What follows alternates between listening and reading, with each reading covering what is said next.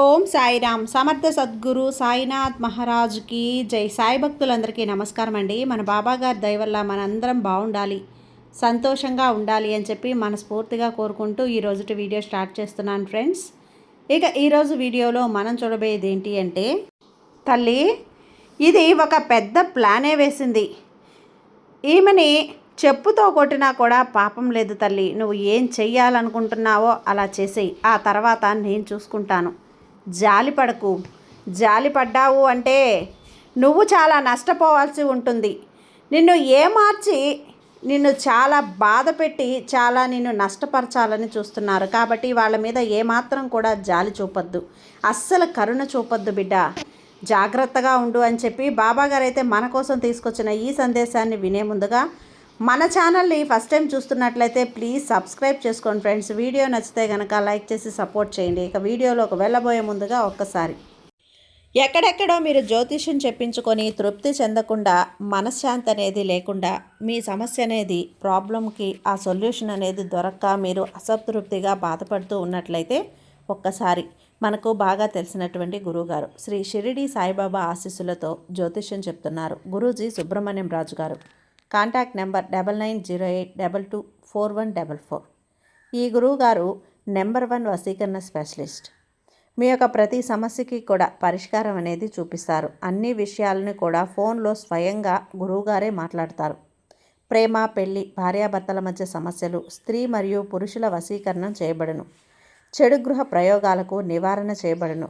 మీ యొక్క ఎటువంటి సమస్యనైనా సరే ఫోన్లోనే 24 గంటల్లో పరిష్కారం అనేది చూపిస్తారు. కాబట్టి నమ్మకంతో గురువుగారిని కాంటాక్ట్ అవ్వండి. మీరు ఎక్కడెక్కడో జ్యోతిష్యం చెప్పించుకొని అసంతృప్తి చెంది ఉంటే ఈ గురువుగారి దగ్గర ఒక్కసారి ఫోన్ చేసి మీ సమస్యకు పరిష్కారం అనేది తెలుసుకున్న తర్వాత మీ మనసు ప్రశాంతంగా ఉంటుంది.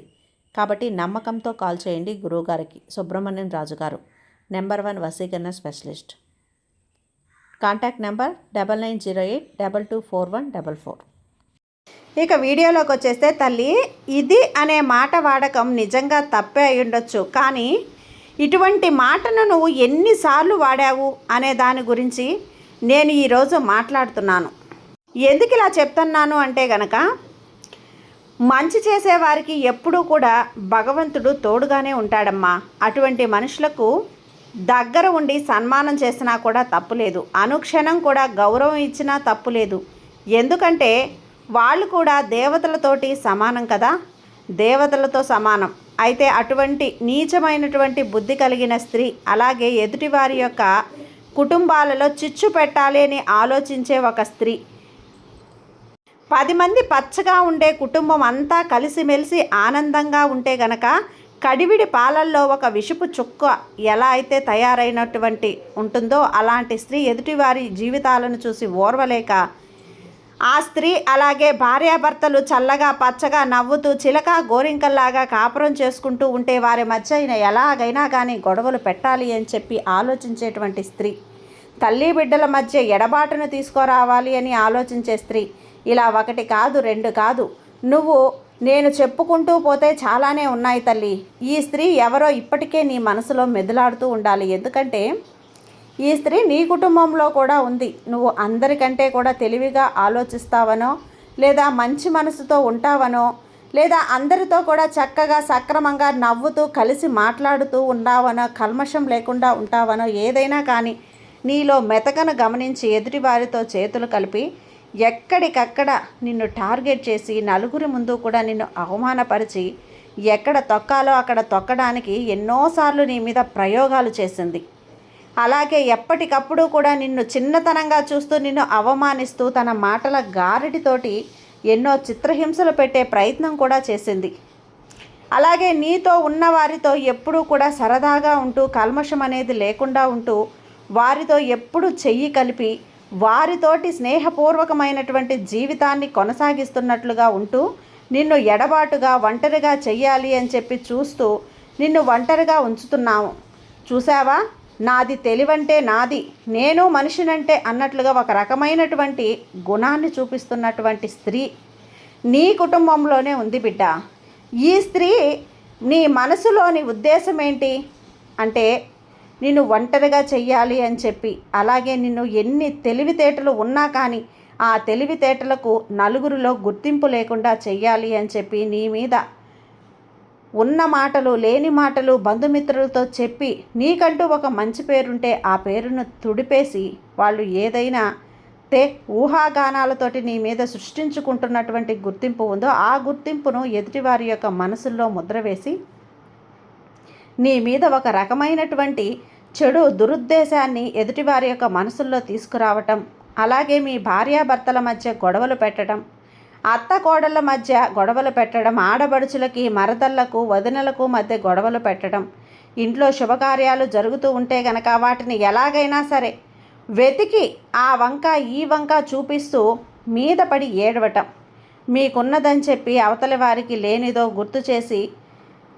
ఈర్ష్య నీ మీద అసూయ పెరిగేలా చేయటం, ఇలా ఆవిడ చేసేటువంటి పనులన్నీ కూడా నీ మీద, నీ కుటుంబం మీద, నీ బిడ్డల మీద ఒక రకమైనటువంటి టార్గెట్ అనే పెట్టుకుంది తల్లి.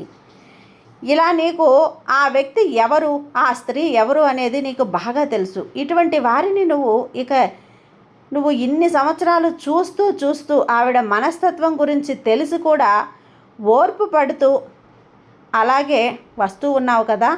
అయితే ఇంతకు నీ యొక్క ఓర్పుకి విలువ ఉందా, నీ మంచితనానికి విలువ ఉందా? ఇప్పటికైనా సమాధానం చెప్పడం నేర్చుకుంటావా? ఇకపై కూడా అలానే ఉండిపోతావా అనేది నేను ఇక్కడ నిన్ను ప్రశ్నిస్తున్నాను. ఎందుకంటే ఎప్పుడైనా కానీ అవతల వ్యక్తి మంచివారైనా నువ్వు వారికి 10 సార్లు చెయ్యి కానీ అవతల వ్యక్తి నిన్ను తొక్కాలి అని చెప్పి చూస్తున్నా కానీ, అవతల వ్యక్తి ఏదో ఒక వంకతో నిన్ను వేలెత్తి చూపించాలి అని చూస్తున్నా కానీ, అవతల వ్యక్తి నిన్ను అగౌరవపరుస్తున్నా కానీ, నలుగురిలో హీనంగా చూస్తున్నా కానీ, నువ్వు మొహమాటానికి పోయి మంచితనానికి పోయో మాటలు చేతగాకో నువ్వు సైలెంట్గా ఉంటే వేసిన నిందలన్నింటికీ కూడా ఒప్పుకున్నట్లే అవుతుంది కదా. మరి ఒక్కసారి అవతల వ్యక్తి నోట్లో నుంచి మాట వచ్చినప్పుడు నువ్వు చెప్పుకో, కొట్టినట్లుగా సమాధానం ఇస్తేనే కదా అవతలి వారికి వెన్నులో వణుకు పుట్టాలి. నీ సమాధానం అలా ఉండాలి కదా. నువ్వెందుకు ఇంతగా మౌనంగా ఉంటున్నావు? నువ్వు ఏది అనాలనుకుంటున్నావో అది అనేసేయి, తర్వాత అంతా నేను చూసుకుంటాను. నువ్వు ఏది చేయాలి అనుకుంటున్నావో అది చేసేసే అవసరం లేదు తల్లి. అక్కడ తప్పు ఒప్పు ప్రతీదీ, నిజాయితీ న్యాయం అన్యాయం ప్రతీదీ కూడా నేను గమనిస్తూనే ఉన్నాను. కాబట్టి జరిగేది ఏదైనా జరుగుతుందో ప్రతీదీ కూడా నేను చూస్తూనే ఉన్నాను. నువ్వు మాత్రం సమాధానం చెప్పుకో. కొట్టినట్లుగా చెప్పి తీరాల్సిందే, లేకపోతే నిన్ను తక్కువగా చూడడానికి వాళ్ళు అలవాటు పడుతూనే ఉంటారు. జీవితంలో నీకంటూ ఒక విలువ స్థాయి అనేది లేకుండా పోతుంది. ఇది నీ మంచి కోసం చెప్తున్నానమ్మా. ఈ రోజున నీ కుటుంబంలో ఒకరి కుటుంబంలో కూడా ఇలా జరుగుతుంది. ఇక ఆ చిన్నతనం అంటే ఒకరి మీద ఒకరి మంచి దృష్టి, ఒకరి మీద ఒకరికి తక్కువ దృష్టితోటి చూసే ఆడవాళ్ళు చాలామంది ప్రతి కుటుంబంలో కూడా ఉంటారు. వాళ్ళని ఉద్దేశించి చెప్పినది. అటువంటి వారితోటి ఏ విధంగా ఉండాలో ఒక తండ్రి స్థానంలో ఉండి ఈరోజు ఒక మంచి ఉద్దేశాన్ని ఆలోచించి, ఒక మంచి ఆలోచన కలిగించి, ఒక తండ్రిగా మీకు ధైర్యాన్ని ఇచ్చే మాటలే చెప్తున్నాను తల్లి. కాబట్టి ఇవన్నీ కూడా మీకు నచ్చినట్లయితే ఈ సాయి తండ్రికి ఓం సాయిరామ్ అని చెప్పి కామెంట్ చేయండి. అలాగే ఎప్పుడూ కూడా ఈ సాయి తండ్రి మీద నమ్మకాన్ని వదులుకోవద్దు. నమ్మకాన్ని గట్టిగా ఉంచుకోండి, ధైర్యంగా ఉండండి. సాయి మీద నమ్మకంతో ఉంటే అంతా మంచే జరుగుతుంది. ఈ సాయి తండ్రి నీకు అండగా ఉండగా నీకు భయం ఎందుకు బిడ్డ? సర్వేజన సుఖినో భవంతు. జై సాయిరామ్.